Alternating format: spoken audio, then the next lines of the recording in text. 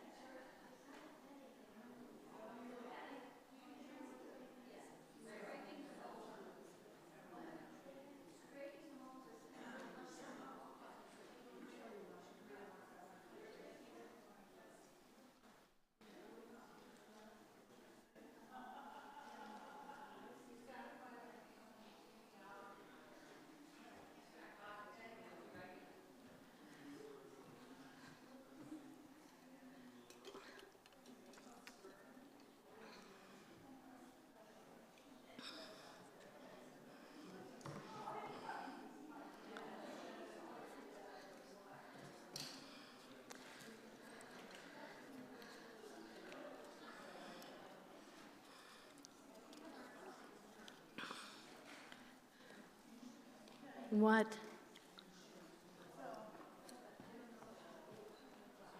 The projector might blank on and off every once in a while because there's something wrong with it.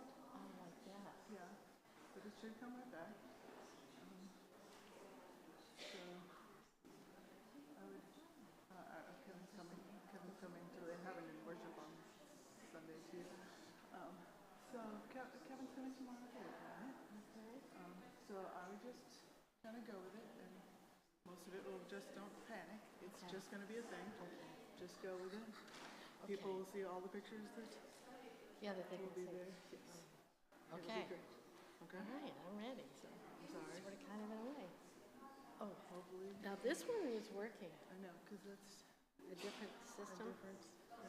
Okay. All right. So, What? Yes, I see it. Okay. Good evening, ladies and gentlemen. It's so good to see you all here. I'm so excited.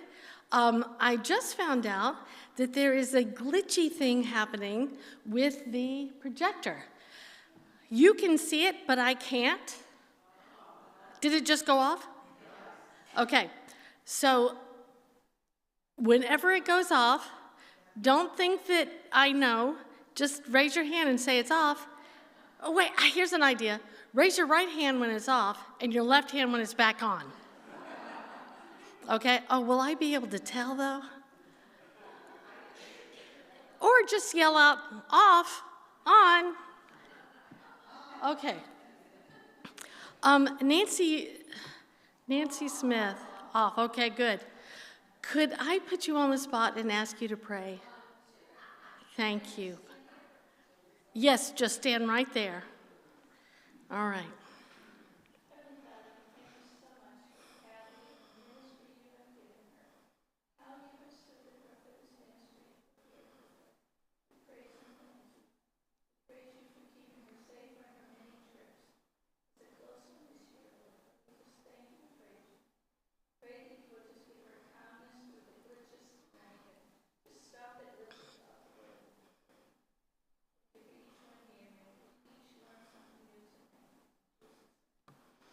Amen. I'm so excited that you're all here. And what this is about is sort of to tell you about my trip in January and February. And I am going to do that. What? Okay. Oh, okay. All right. But don't forget, keep telling me. It'll be all right. So anyway, I'm going to tell you about that, but something occurred to me a few weeks ago because of my eldest son, Stephen, who's a firefighter for the town of Chatham. He didn't know what I do when I'm not in Africa. I mean, he sort of did, but he was, is it on? Okay, so he is a firefighter for the town of Chatham, and it made him very annoyed when he would drive by late at night in the ambulance. He said he always looks to see if I'm awake. And from that window, that big picture window, if you're driving by at night, you can see me sitting at my computer, because my office is my house. The corner of my dining room has a computer and a laptop, and if I swivel in my chair, then the end of my dining room table becomes my desk, and it's like that all the time, well, except for Thanksgiving and Christmas. And then I put it all away for Thanksgiving and Christmas. But Stephen came to me a few weeks ago and he said, "What are you doing up at 1, 2, 3, 4 o'clock in the morning? What are you doing? Why are you still at the computer?" And I thought, oh, well, he doesn't know. There is a real reason why I am there. And it occurred to me that I should tell you about it, because if my own kid doesn't know, maybe you don't know either, because I do work full-time for Life Together International, and the theme of tonight is the fruits of your labor, of our labor, because so many things have happened over the course of the almost 22 years I've been ministering in Africa, but especially for the last 14 years since I started working in Sebe region, Uganda. Most of you know that I'm working to end female genital mutilation by bringing men and women together and explaining the biology of how God designed our bodies to help us bond together in love and faithfulness and joy. And it's working. So anyway, what occurred to me is that when I told Stephen why I'm up that late, I thought, man, I should probably tell everybody why I'm up that late. Because when it is 12:30 midnight here, it's 7:30 in the morning in Uganda and Tanzania and Kenya and all the places where I work. And so people have very, very busy days. And it occurred to me, I should walk you through a day in the life of the people you are serving. Because it's phenomenal. And I know you know some of this, but I want to just take you through those first 2 hours of their morning. So this is sunrise in Tanzania.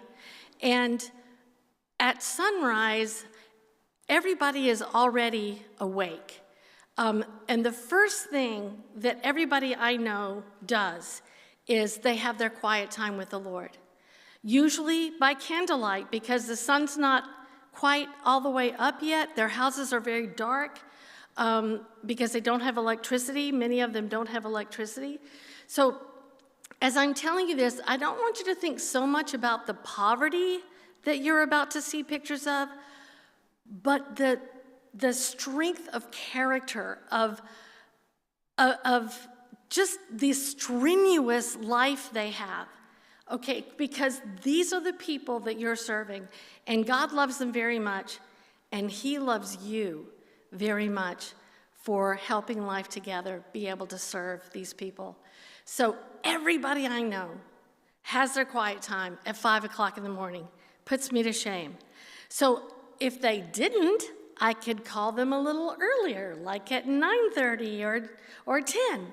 But no, they don't want me to disturb when they're having their quiet time with the Lord. So that's the first thing, 5 o'clock in the morning.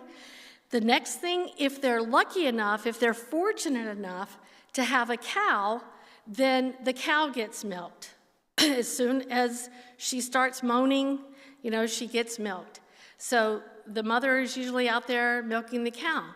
And then if they're lucky enough to have goats and chickens, then they feed the chickens and the goats.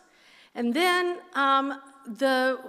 most of the houses of the people that I work with in the areas where we work together, there's no running water.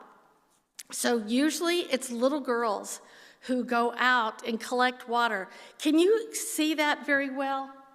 I mean, those are little bitty girls. And if a girl is lucky enough to be able to go to school, she has to fetch the water for the family first. So the water that these girls collect, that big yellow jug weighs 40 pounds when it's full of water. And she can't be more than 8. And you see this everywhere. I have zillions of pictures like this. So these little girls walk long distances to get water that looks like that. The pool on the other side. It's filthy water, but they bring it back to the family, and everyone uses it for cooking, for washing up, brushing their teeth, and drinking. So that's a necessary thing. And they do that twice a day because a family, most people have 6 children. That's kind of a cultural thing. Everybody wants to have 6 kids, and you'll see why. They need them. But that's a lot of water. When you don't have running water, then you have to go twice a day to pick it up. And then also the firewood has to be gathered. It's the children and the grandmothers who collect the firewood. So you think about that woman, I know how old she was, 91 when I took that picture. Would you still be wanting to carry firewood? And she has to go further than where she went the day before because she's used up everything. She has to go and find dry firewood. So it takes hours sometimes. But because everybody that I know still works with firewood, and I'll show you that in a minute, that's how you cook. You have to have firewood because most people, either their area doesn't have electricity yet or they can't afford it. So while the children and the grandmothers are collecting firewood or water, the little girls are taking care of the littlest girls. I took that picture at 5:45 a.m. And this one, the girls with the there was a forestry team that was taking wood out of the forest, and they left those pieces behind. That's what that big, humongous thing is on her little tiny head. So I took that picture at 5:45 in the morning, and the one of the little boys and the grandmother, that was at 5:45 at night, because they go to get the firewood, but then they have to go and get more. And so the little girls that are taking care, all of the bigger children are doing things that they're strong enough to do.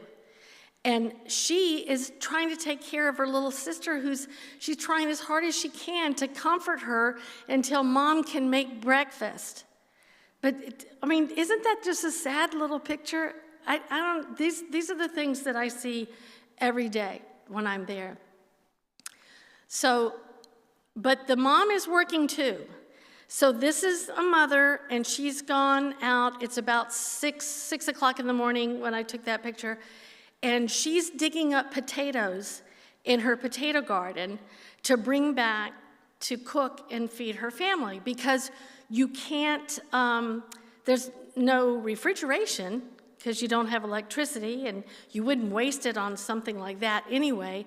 So you have to cook whatever you're going to cook that day. You have to gather it, cook it, and eat it, because there can be nothing left over. You know why? Because what? It would spoil, and varmints. You know, there are animals you've never even seen before. And they will get in wherever they can get to get the food. So do you see how bent over she is? Women, I don't know how they survive. It's just amazing how much they bend over like that. This is a typical kitchen. This is Delmark Mangusho. You've heard me talk about Delmark.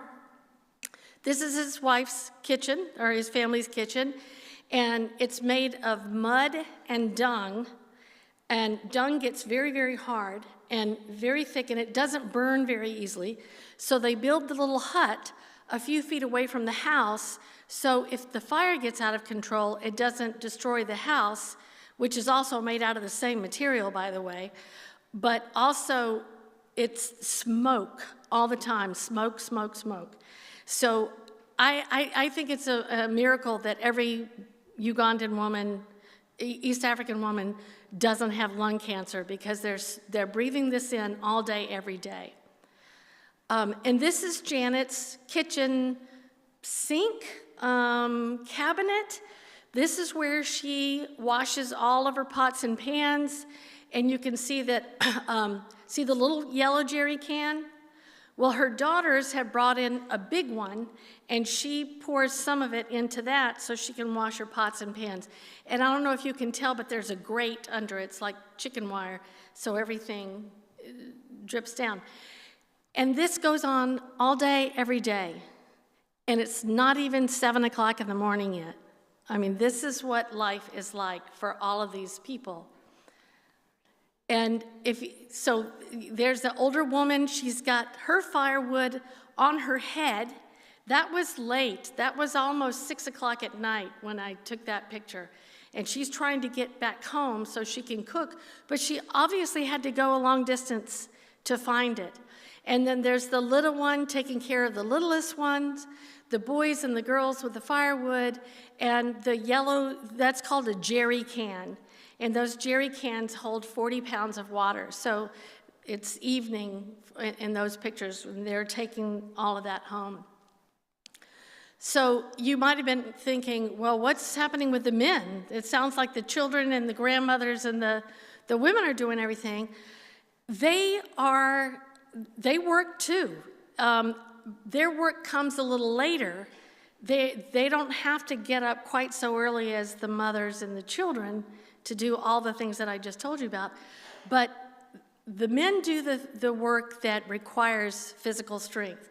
That's homemade charcoal. And he's got a bicycle, which is a real luxury, but do you see his feet are bare? And he's taking that charcoal to market to sell.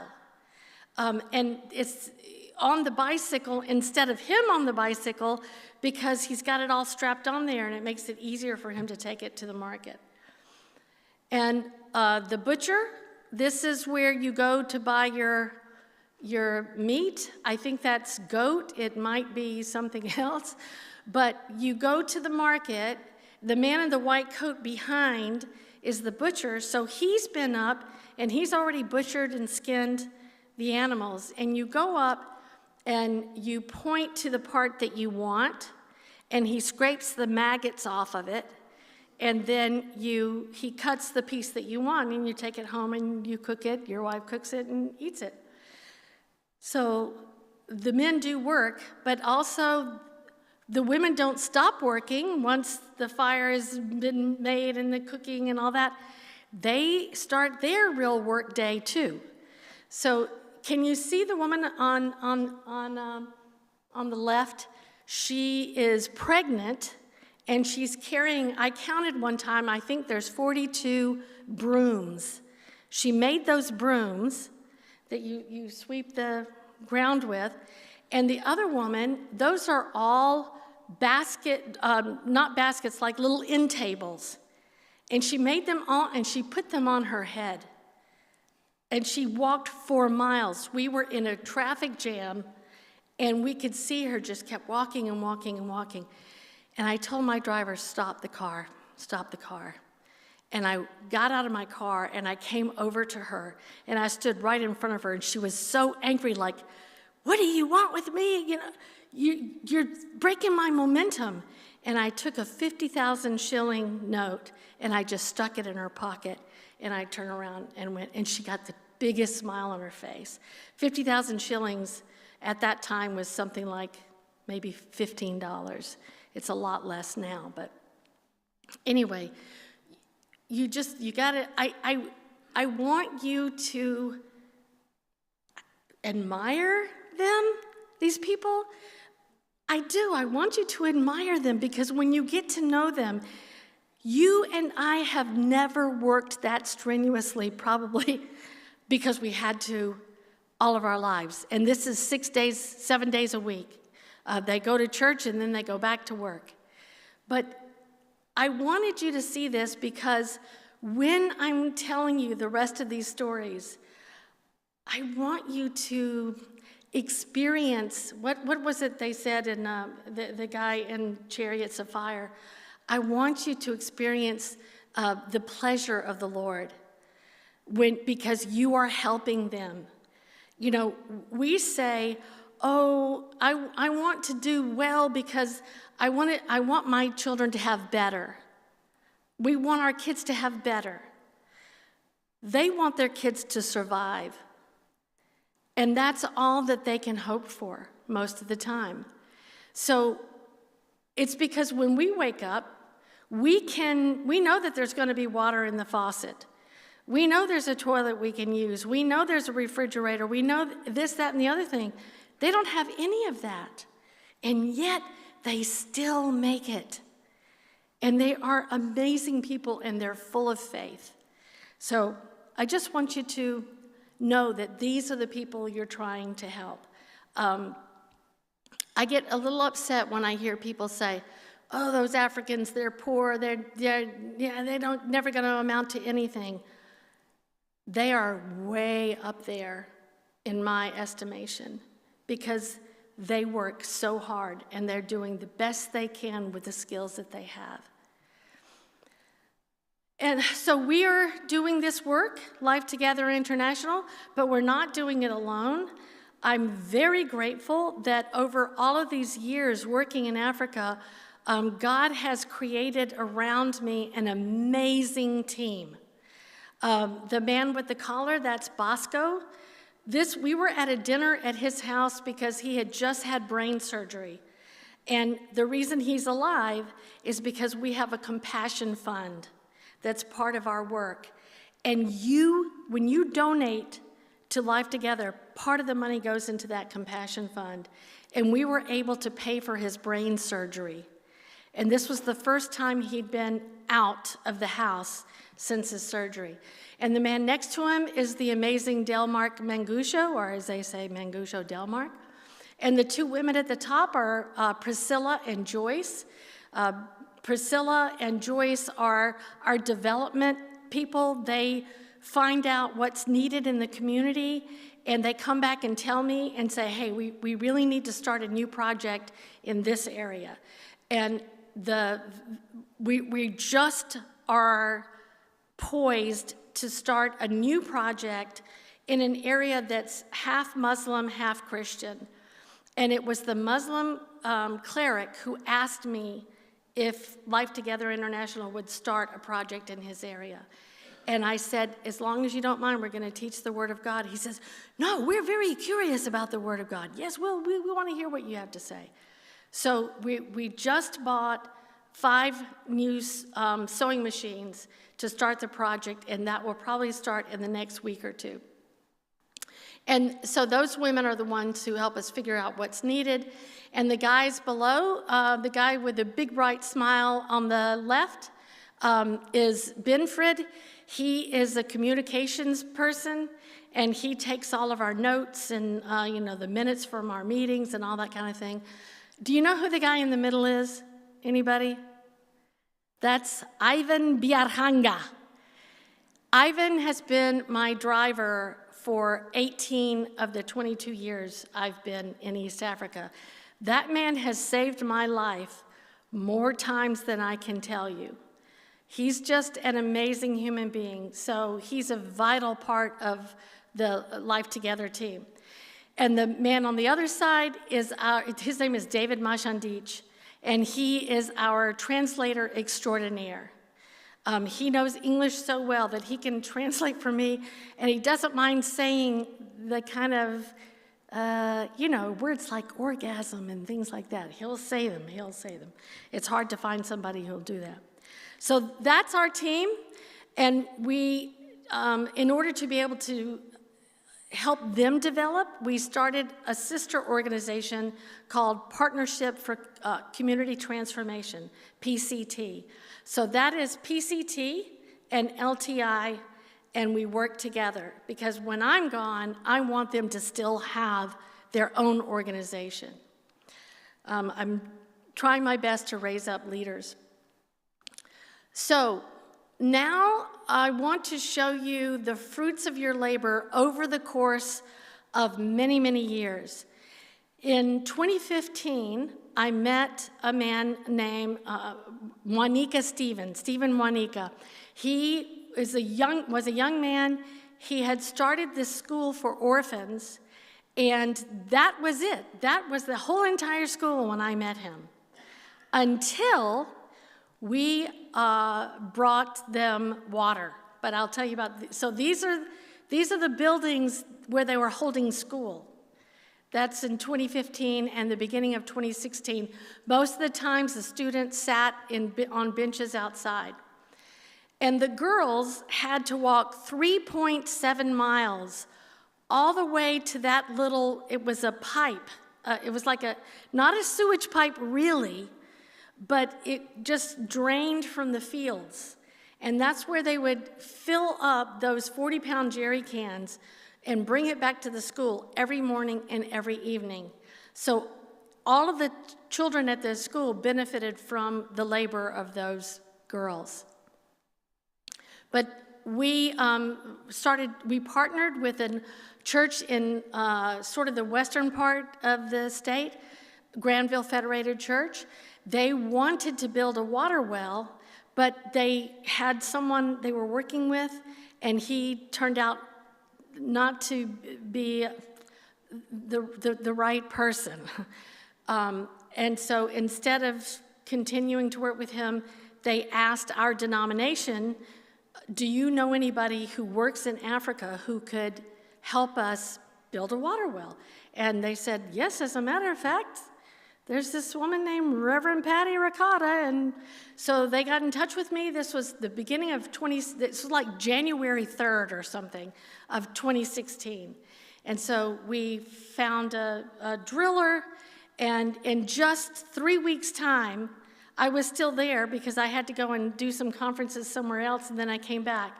They had water, a water well. And that water well goes down 121 feet, and it will fill 1,000 jerry cans a day.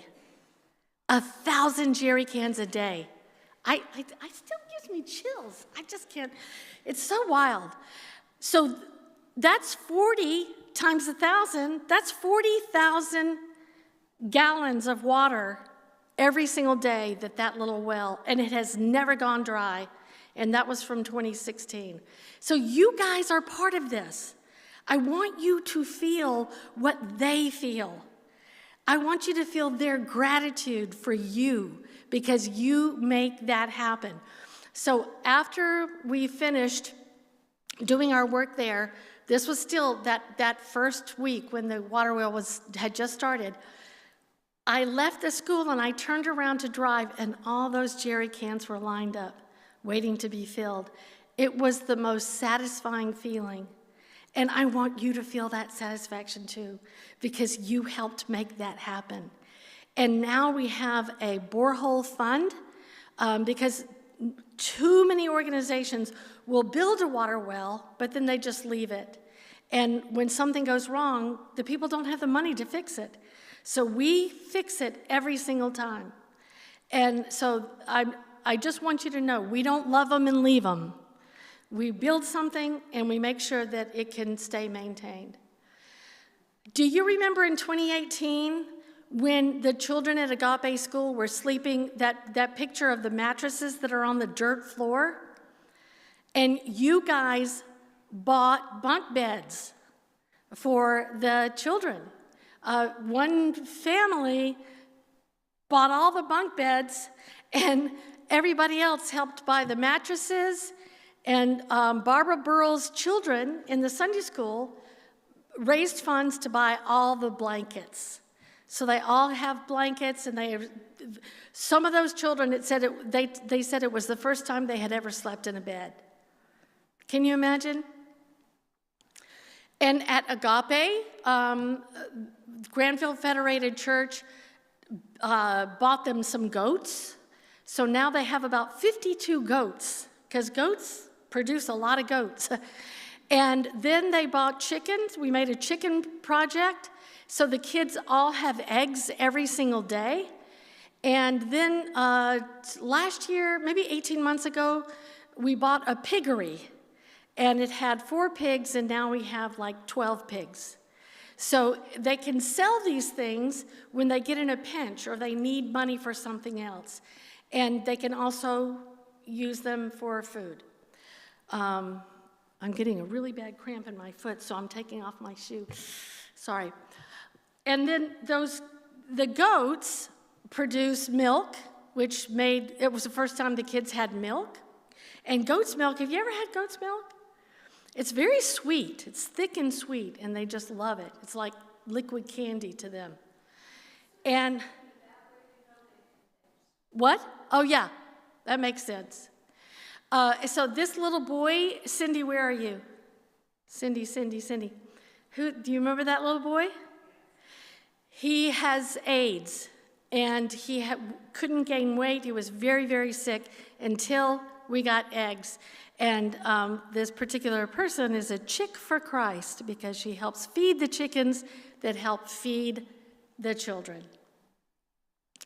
And so just 2 years ago, or 3 years, something like that, we started a project for the older girls to teach them how to sew.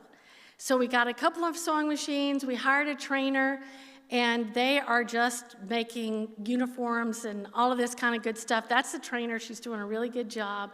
So the kids' uniforms used to look like the ones on the green ones, and now aren't they very smart in their cute little uniforms? It's just so cute. My foot is having a real problem. So this is what the school looked like when I started there. And this was a picture at the very beginning of 2016. And this is what it looks like now. I hired a drone to come and take a picture. And do you see that little red square next to the tree, red rectangle? There's now a library where that square is, that rectangle is. And the water well is just underneath that tree. So all of those buildings got built after they had water. Because if you have water, it does create life. Water is life.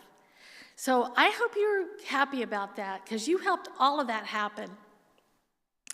And then the man in the middle, that's Stephen Monica, and his wife Alice. And about in early 2023, Stephen wanted to teach the same thing I've been teaching. I was never expecting that in a million years, but he thought that it could help save marriages because I'd run 2 conferences at his church. So I've been training him over WhatsApp. Do you guys know what WhatsApp is? So I made a PowerPoint presentation for him. I sent it, and we bought him a laptop, and he's been teaching biblical oneness in marriage, and it has saved so many marriages. It's just been amazing. So when I came this year, this was the first thing I did right after I got to Uganda. I decided I was going to take them on a retreat for 3 days because I've tried to do training while he's at school, but just too many things. Everybody needs him. So I took them, swept them away, and it was the first time they had ever seen the inside of a hotel. It was just so nice. They didn't know how to turn the water on, or what is this air conditioning thing, and all of that kind of stuff. But it was really good. We got a lot done. So Stephen has been going, this is a place called Karamoja. I have been wanting to go to Karamoja since 2015 when I was on my way there, and we were warned that I was going to be killed if we kept going. So my team said, nope, we're not going there. And we turned around and came back, but it's not, at that time, and for some time afterwards, it wasn't safe for me to go. But Stephen got invited to go, to come teach this biblical oneness thing. And he's been there twice. And the pastor who invited him had a wife, a woman, and children and everything. And after he heard Stephen teach, he said, I think I'm supposed to wed my wife. And I'm like, what do you mean by that? He says, oh, well, they're not married. So they're just there. So Stephen went back and he married them. So it's just amazing. So he's doing all kinds of amazing things, and he's one of the things that make me feel like it's going to be okay when I'm dead and gone, because he's young and he'll be around and he'll keep teaching. There were so many people, we had to rent more tents. Okay, I don't know if you can see very well. So then he got invited to Kenya. Karamoja is in Uganda, but this is a place in Kenya, and he was like, I never thought in my whole life I would become an international preacher. So he was so excited. And then somebody in that conference asked him if he would come and teach the same thing in Ethiopia. And here he is on the road to Ethiopia, and Ethiopia is a far, far way from Uganda. It was a 36-hour bus drive. And I wanted to fly them there, but they were like, oh, no, we'll stay on the ground. That's okay. And this is the church in Ethiopia where they were.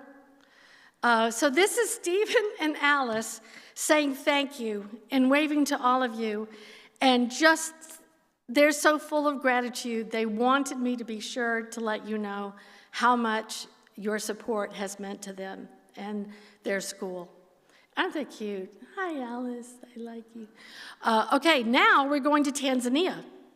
So in Tanzania, do you remember I was there in 2022 and 2023? And I fell in love with this safe house in Mugumu. That was the first place we went. And there were 33 children that lived there. All of them except 2 are girls, and then 2 of them are little brothers to 2 other girls. And these are girls whose fathers wanted to have them cut because they wanted to make money. They wanted to sell the daughter in marriage to an old man. One of those girls, she would have been the 50th wife of an old man who was in his 70s. And she ran away. Just a little bitty thing, just, maybe 8 or 9 years old. And she wanted to get away from it. And so the church, the Anglican church in Mugumu, has built this safe house. And so we are trying to find ways to help that safe house thrive. So that, I just didn't know if you knew exactly where Tanzania is. So Uganda is up at the top of Lake Victoria, and Kenya is over to the right. I think you can see Mount Kilimanjaro just a little south and east there. Oh, what is happening with that picture? Oh, okay. I couldn't see it that far. So the little green arrow is where we built a chicken house in 2023. And it has had its ups and downs, but this is what it looks like now. They had some chickens and then they lost them all because there's a steep learning curve to raising chickens. And they got too cold. Even though it's just on the edge of the Serengeti, it is hot as blue blazes there. But at night, it gets quite cool, and the chickens they got a cough and they died. So this was in July of last year. So these are the chickens that they got new chickens. And now that's the chicken house. And they come out and graze. And this is what they look like now. They're all grown up. And they've begun to, I like that one that's right in the front. He's like, what is this? They're doing okay. They're producing eggs, but not a lot of eggs. They're only getting about 8 eggs a day. And so it takes quite a while, at least a week, for the kids to be able to have eggs for breakfast or something. So it's been weighing on me. I don't want those kids to be hungry, and I want them to have protein. I want them to have good food. So I've been trying to think of what to do to make things better. Oh, that little guy was on his way to the market. Isn't it huge? That's a rooster. So roosters were eating the eggs because they would peck the eggs and eat them. So they're getting rid of the roosters. But I wanted to do something, and they said to me, if there's anything you can do to help us get food for the girls, it costs them about $1,500 a month to feed 3 meals a day to 33 children. And I said, I couldn't come up with that. We're a small organization. But I wanted to do something. So Melina, the woman that's next to me, she is the overseer for the diocese. She's the development person for the Anglican diocese there. She's amazing. So she's been the one I've been communicating with. And the man on the other side of me is Max Lamsima. And Max is the accountant for the entire diocese. And he is so meticulous.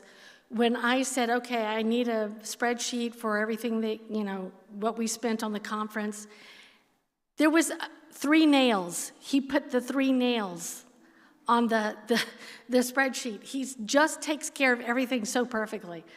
But Max is retiring at the end of this month, so next week. He called me a few weeks ago and told me that he was retiring, but he said, but I'm a fisherman and I have a boat, but it needs repairs and I need a new outboard motor. And he knows that we have a compassion fund, and part of it is for medical expenses, the other part is for helping our supporters when they are in deep need, like we've paid school fees sometimes. But this was a new thing. This buying an outboard motor, I didn't feel all that great about it until I remembered my prayers about the safe house needing protein.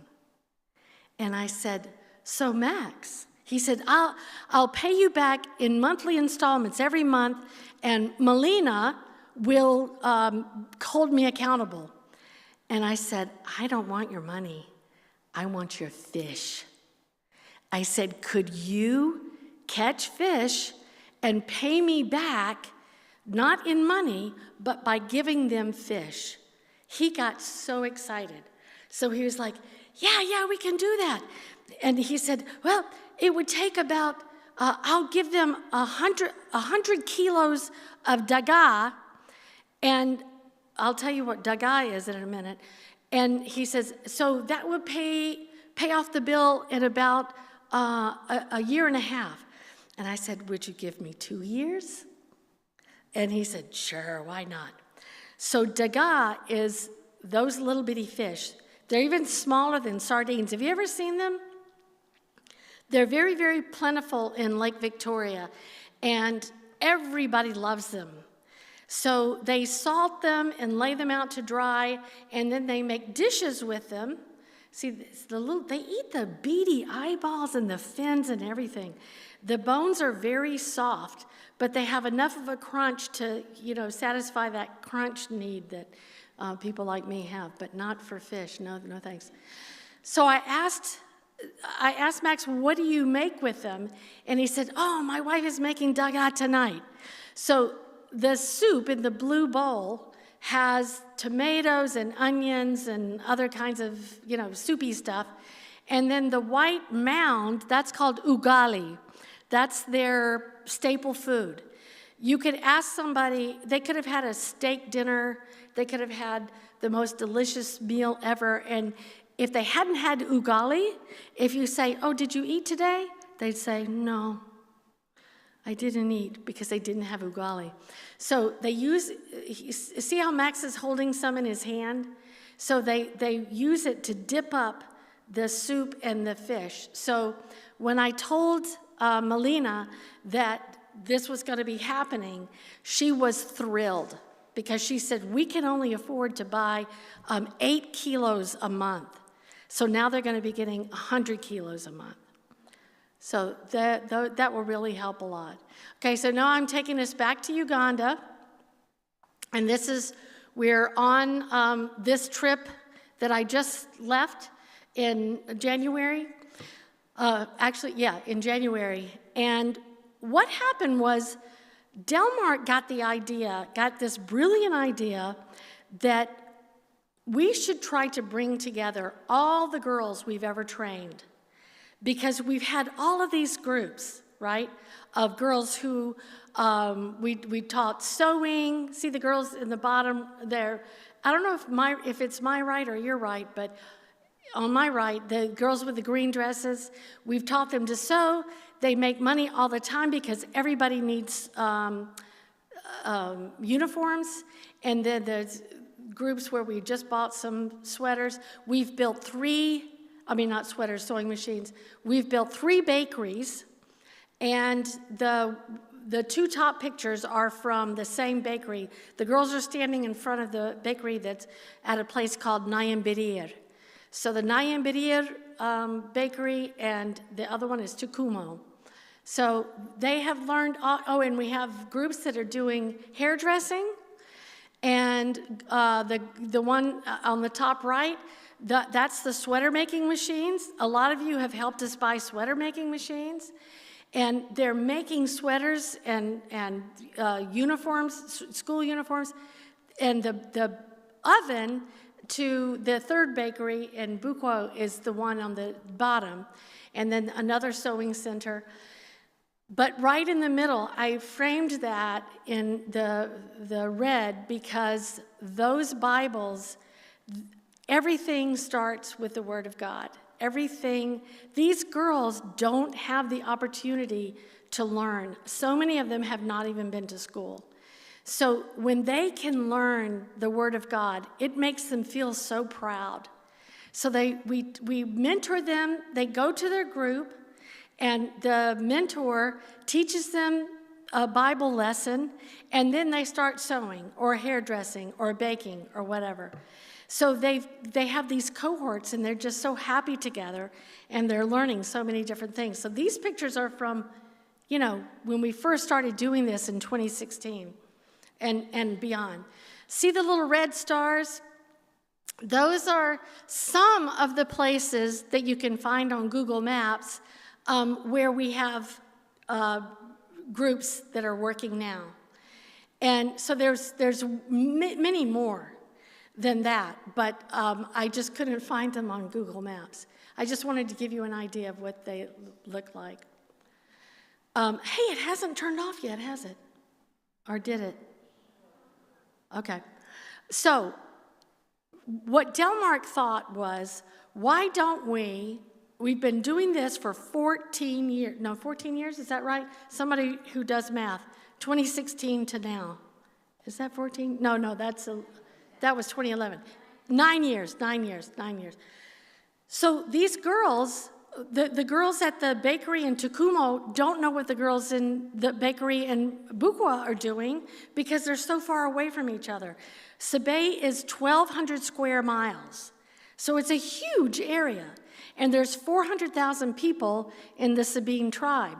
So Delmark said, let's just try to bring them all together.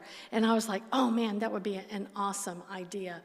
But what we thought was that we had served 570 girls.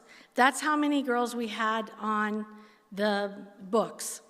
And that was going to, if we were going to have a 3-day conference, that was going to cost a lot of money because you have to house them and feed them 3 meals a day and blah, blah, blah.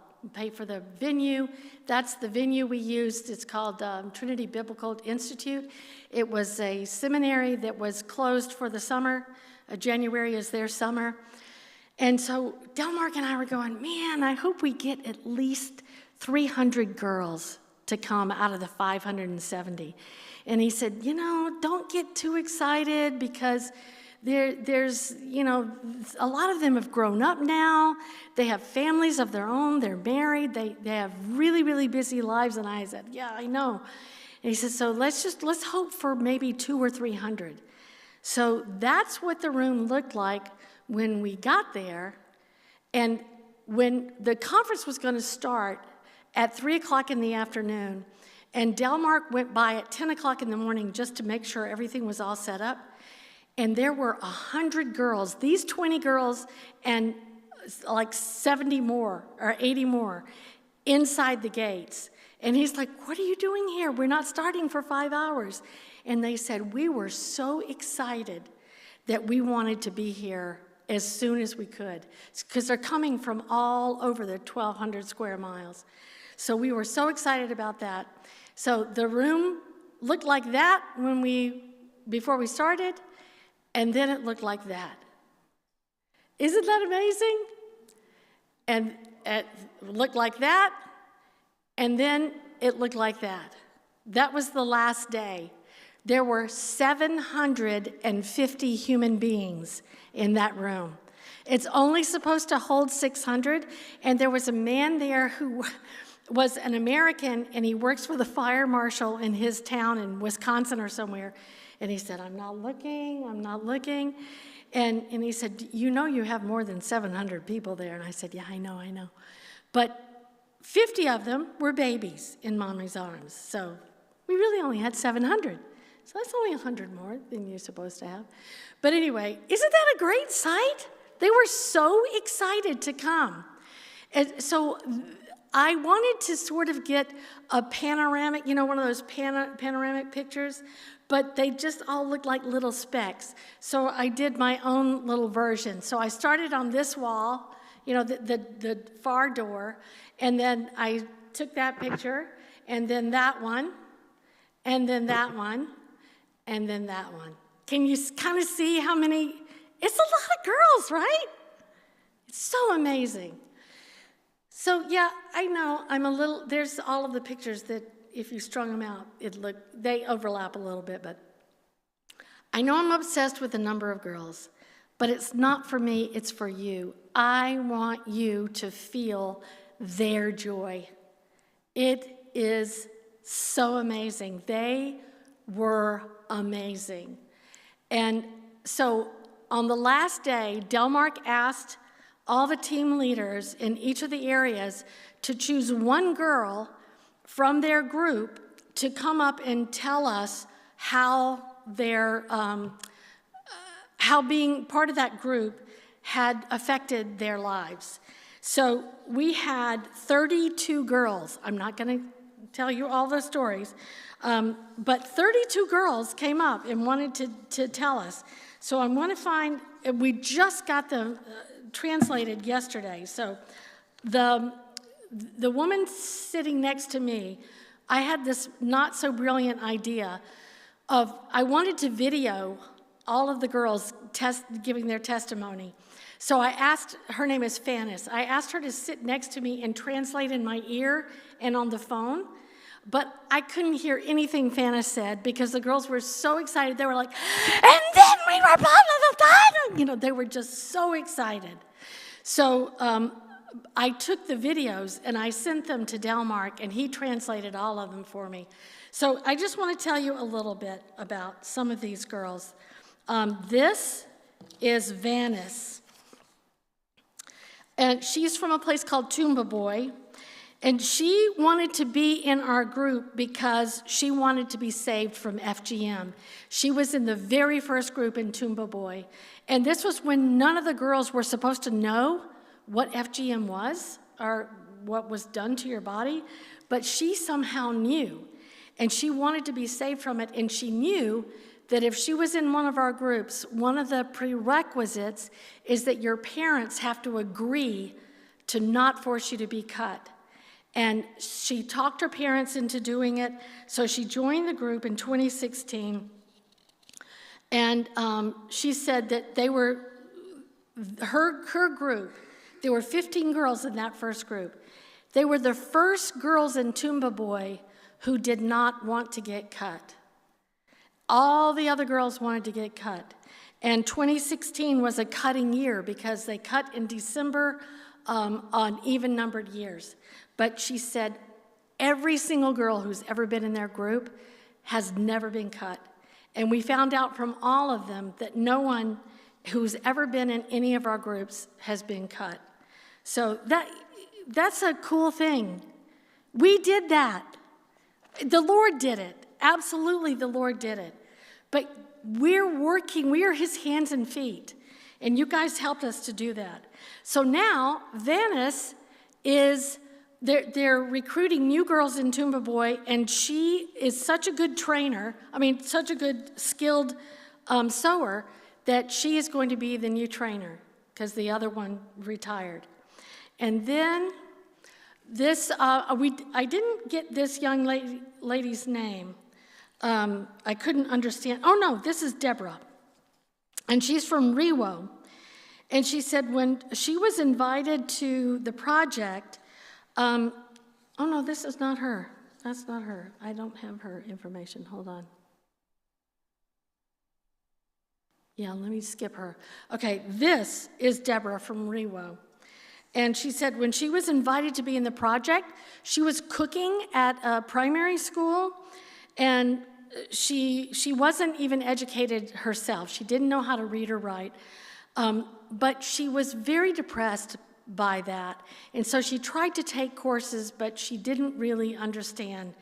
But then when we started a project in Riwo, she said, I talked to God and I told him, I don't have any talent. I have no talent, but I want to learn to sew. And she got to be in the group, and she learned to sew, and she has been doing so well. And she says that she has told many, many girls, she has stopped many girls from also being cut. And she said, even without an education, I made money sewing and bought goats. And then a cow. That's big, big thing. That's part of the reason I wanted you to see those pictures in the beginning. She said, I got married, and with my husband, we have now bought a piece of land. Isn't that amazing? So that's Winnie. And no, that was Deborah. And this is Winnie, and she's from Sundet. I tried to put, a little picture of where she's from. And she said she wanted to thank Reverend Patti and Delmark. We have got hope from this project. She said, I made the dress I'm putting on. We have stopped all cutting among ourselves in the group and other girls too. She says, I am now married, and my husband is so grateful for my skills. I have trained others and am moving away from our group to start my own business in Sundet. And that's what you want to happen. You want them to get so good at it that they start their own thing. And Delmark told me that he was so happy because those early years, men were very skeptical about marrying a girl who was not cut, because that was like a no-no in their tribe. But every time Delmark goes, we send them to monitor. Her husband comes, greets him, and says, oh, thank you, my wife, she's so skilled. Thank you so much for helping her learn. So it's really amazing. And this is Faith. I don't know if you can tell from the picture, but she's a good bit older. And she joined the team when she was a single mother, and she had 5 daughters. And she said, I want to join. I want my girls to join, so I'll accept that they will not be cut. But then she saw them coming home so full of life and so full of confidence. And she went to the team leader and said, can I learn this skill too? So they said, well, let's call Delmark. They called Delmark, and he said, yeah, because if you don't mind training her, then older mothers talk to their friends, their age mates, and maybe she'll convince them not to cut their girls too. And she said, in all of these years, all 5 of my daughters, none of them have been cut. And 2 of them are teaching training for Compassion International. So they have good jobs. And the next one, this is Miriam from Kaptoum. And she said the project that we trained in started with the Word of God and the dangers of FGM. And she loved that. She said, I was happy to learn such things. and was even surprised when later we were given sewing machines and skills in training how to sew clothes. She said, I can speak to anyone with confidence now. She said, ours was the first group in 2017, and now 3 of us have our own sewing machines that we bought with our own money that we earned. And she says that she is now making wedding clothes, like wedding gowns and bridesmaids' dresses. And she says she gets so much money, between 20,000 and 50,000 shillings. That's $6 and $15. But to her, that's an awful lot of money. That's her profit that she gets. And she said, people call me when they want wedding clothes. So she's just very, very, at the end, she said that she had learned to make men's shirts, and now she's taken a course to learn how to make a men's suit. And she got up and she said, long live Reverend Patti. So that is, what time is it? Yeah, it's time to stop, but there's so many other things I wanted to tell you about. Like the girl on the left was 19, she's the same girl, 19 when we had our first conference, and she's been with us ever since, and she made that beautiful dress. And she had 3 children when she was 19. Her husband died when she was about 5 years ago, when she was 26 or 28. And she's been raising her children herself, but it's because she has the confidence and the skills to do it that it's making all the difference. And the woman on the left, Fannis, this is the one who was translating for me. Fannis was the one when I first met her, she was in a group and she had learned to sew, and she told me that she wanted to marry the man of her dreams. And I said, oh, well, that's great. Why don't you? Yeah, that's wonderful. She said her parents won't let her because they arrange marriages. And she says, even my friends, they won't let me. And I said, why? And she said, because he's blind. And she said, but I have skills now. They say to me, why would you want to marry that man? How will he provide for you? And she looked right at me and she said, I told them, I have skills, I can sew, and I'm good at it.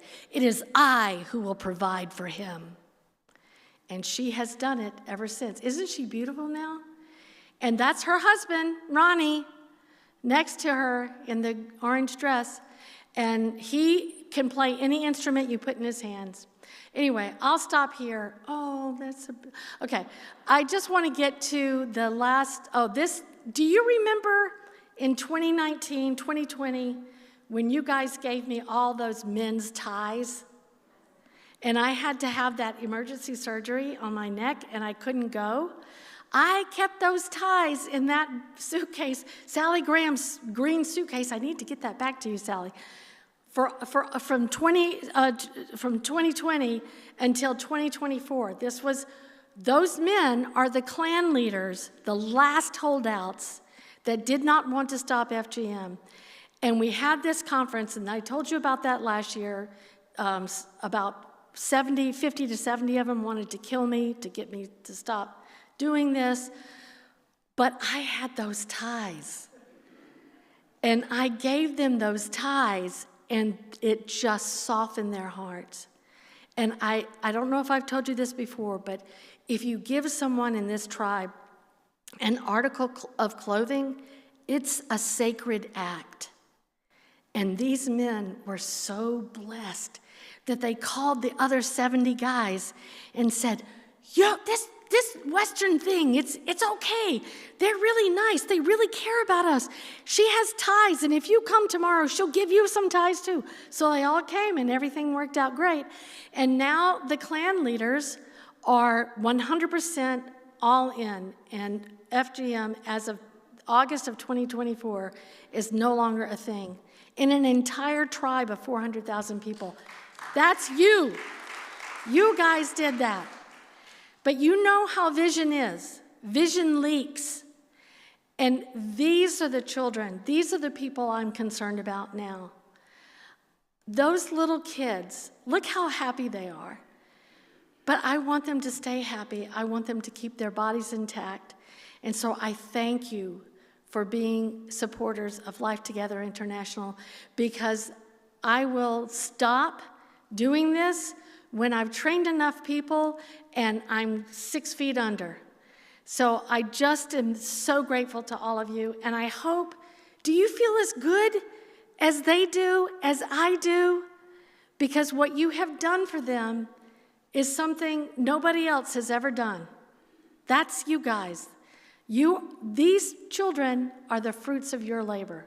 So thank you very much, and if anybody has any questions, I'm willing to answer. Yes, Nancy Smith.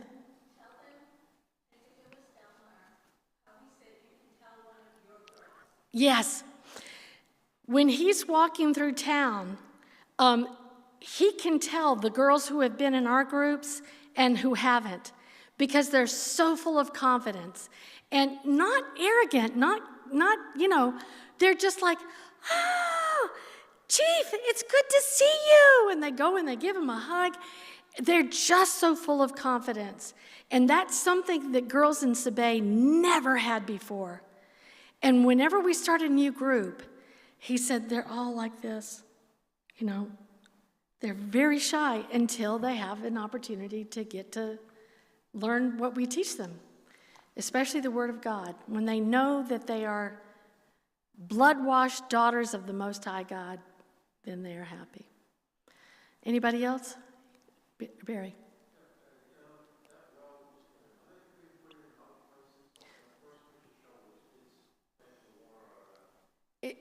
It's the first picture from the very beginning.